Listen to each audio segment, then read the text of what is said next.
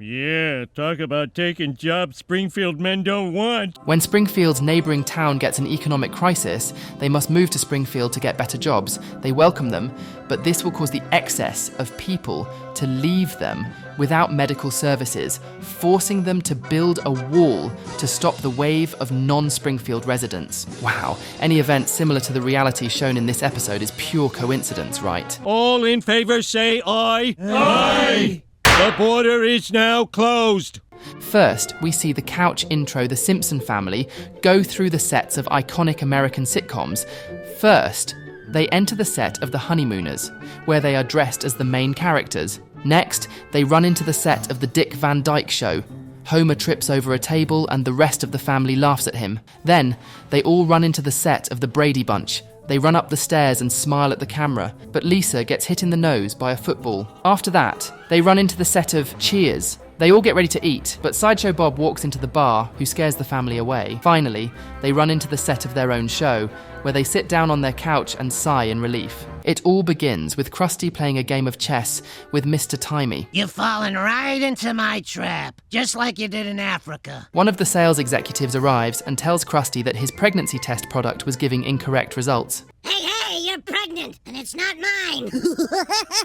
With the solution of repackage them and sell them as coffee stirrers in the Philippines, the accountant talks to him about the hamburger problem. So Krusty proposes making environmentally friendly hamburgers to improve sales. At the Simpson house, everyone is watching the new Krusty Burger commercial, where they present the Mother Nature burger, mostly made of barley. And now to take a yummy bite.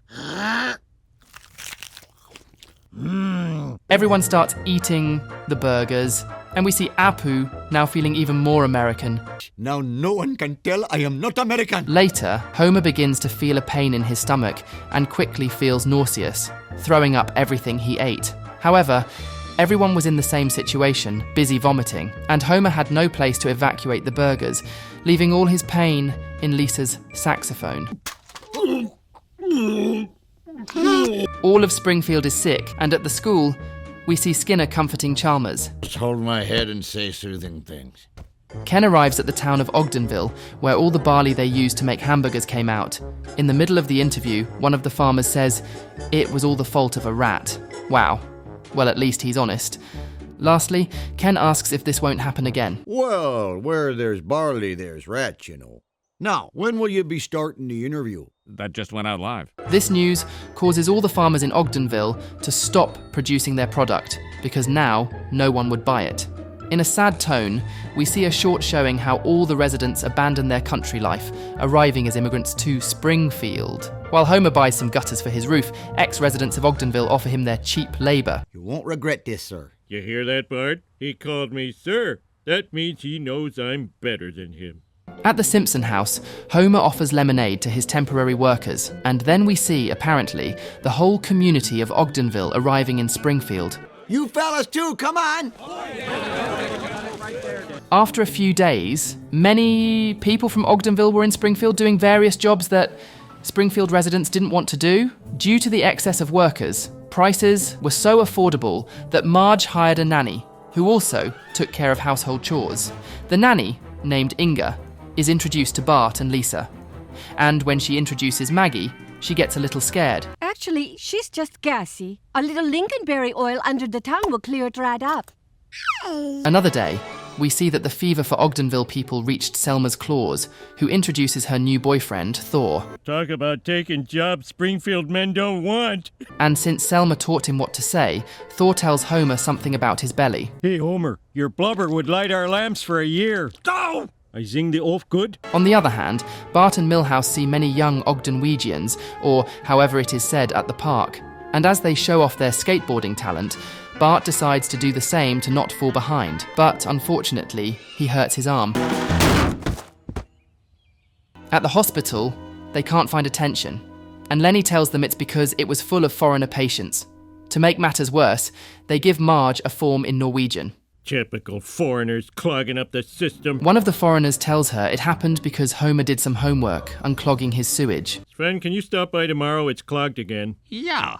Marge and Homer take Bart home to try to reset his arm, And as they leave, Homer catches a Ogdenvillians type cold. Oh, great. I caught their cold. At the Simpson house, Homer and Marge, with the help of Santa's little helper's bone, manage to reset Bart's arm. Bart tells his mum it wasn't his fault, as the Norwegian kids forced him to show off his skills. Yeah, well, I'm starting to wonder if this town wasn't better off before all these immigrants showed up. Lisa hears this, and this time spits some facts. I'd just like to remind you that we were all immigrants at one time. Homer tries to quiet her down, saying she was a baby, and following his logic, she should still like milk and hugs. Yes, I'd like both right now. Hey, this is all right. At Moe's Tavern, Carl and Lenny complain about the new customers, and we see that Moe only sells the new aquavit beer. So Homer has no choice but to order that beer, and some Norwegian customers tell him it's a bit strong. Hey, where did that Homer guy go?